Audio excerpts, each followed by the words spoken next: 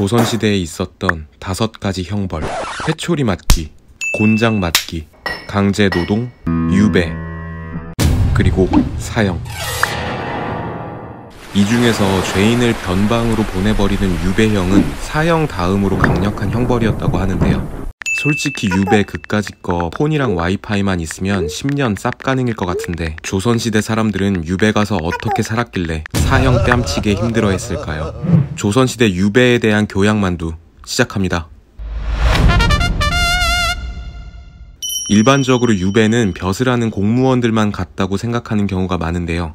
예를 들어 정치 싸움에서 밀리거나 김영란법을 어기거나 죽은 상사를 소생시키지 못하거나 등등. 그때 이것만 있었으면 살릴 수... 사실 유배는 조정 관료뿐만 아니라 죄를 지은 일반 선비, 평민, 천민 모두 갔습니다. 남성뿐 아니라 여성도 유배를 갔고 하다못해 동물도 갔는데요.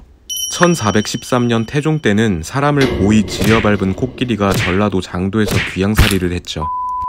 유배형을 받으면 우선 떠나기 전에 엉덩이 100대부터 맞고 시작하는 거였습니다. 하지만 곤장 100대는 거의 사망각이었기 때문에 벌금을 대신 내고 체벌을 피하는 제도가 있었죠. 유배는 죄질에 따라서 가야 하는 거리가 달랐습니다. 명나라의 법을 기준으로 2000리, 2500리, 3000리 3단계로 나뉘었는데요. 그러나 안타깝게도 명나라에 비해서 코딱지만한 한반도의 사이즈, 한양에서 부산까지의 거리도 기껏해야 1000리 정도였죠. 그래서 세종 때 조선 상황에 맞춰서 법이 바뀌었습니다. 일반적으로 유배하면 떠오르는 장면, 머리채를 다 뜯긴 죄인이 소달구지에 실려가는 모습인데요. 사실 이 장면은 불합니다. 사형장으로 죽으러 떠날 때나 이러고 갔죠. 당시에는 달구지 행렬이 지나갈 만한 도로나 길이 전국적으로 발달하지 않았습니다. 유배인들의 디폴트 교통수단은 말 빌릴 돈이 없으면 그냥 뚜벅이었죠. 원칙적으로는 하루에 약 30km, 대략 80리 정도를 빡세게 이동해서 정해진 기간 안에 도착해야 했는데요. 이때 곤장 맞은 엉덩이 상처가 심해져서 가는 중에 죽는 경우도 있었습니다. 유배지가 외딴 섬일 경우에는 외구의 습격을 받거나 폭풍을 만나거나 다른 나라에 불법 입국하는 등 사고가 나기도 했죠. 유배를 가는 동안 주막에서 먹고 자는 등 모든 경비는 직접 셀프로 해결해야 했는데요. 유배 비용을 대다가 가산을 탕진하는 사람도 있었습니다. 심지어 감시를 하는 호송관의 경비 일부도 유배인의 몫이었죠. 때문에 대접을 제대로 안 하면 유배 가는 동안 많이 힘들었습니다. 하지만 만약 유배인이 고위 관직 네임드다 그러면 상황이 좀 달랐습니다. 특히 정치적인 이유로 잠시 유배당했지만 관직 복귀 가능성이 매우 높은 경우에는 유배 이퀄 장기 무급 휴가나 마찬가지였죠. 뭐야 왜 이래. 이들은 편히 가라고 감시관도 동행하지 않았고 시중을 들어줄 노비도 데리고 갔고요.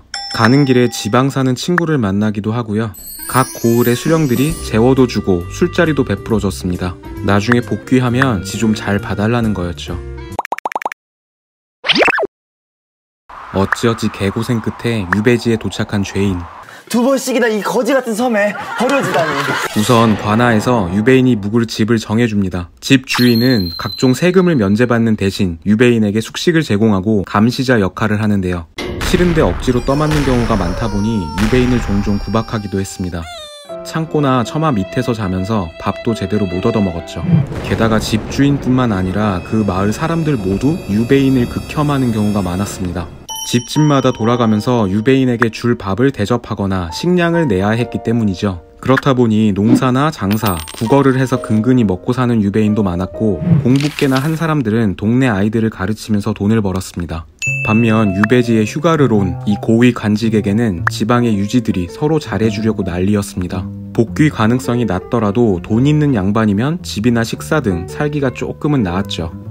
그러나 반역죄 같은 큰 죄를 저지른 왕족이나 관리는 유배형 중에서도 위리안치라고 불리는 최고난도형을 받았는데요. 그래도 마을 안에서 돌아다닐 수 있었던 일반 유배인들과는 달리 가시 울타리 안에서만 갇혀 사는 형벌이었죠. 햇빛도 잘 들지 않았고 아주 가끔씩 음식이나 생필품을 받는 정도였습니다. 유배지에서 쓴 소설로 21세기 수능생들을 분노케 하는 김만중. 가족들을 다 데리고 유배 와서 손주의 육아일기를 썼던 이문건.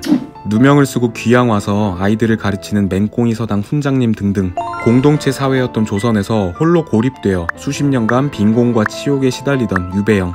언제 끝날지 모르는 유배 생활에서 살아남으려면 그저 누추한 삶에 잘 적응하는 수밖에 없었던 겁니다. 저희 댓글을 보면 영상을 좀 더 많이 올려달라고 하시는 분들이 계신데요. 제주도로 저희를 좀 유배 보내주시면은 주 3회 업로드도 쌉 가능할 것 같은 교양만두였습니다.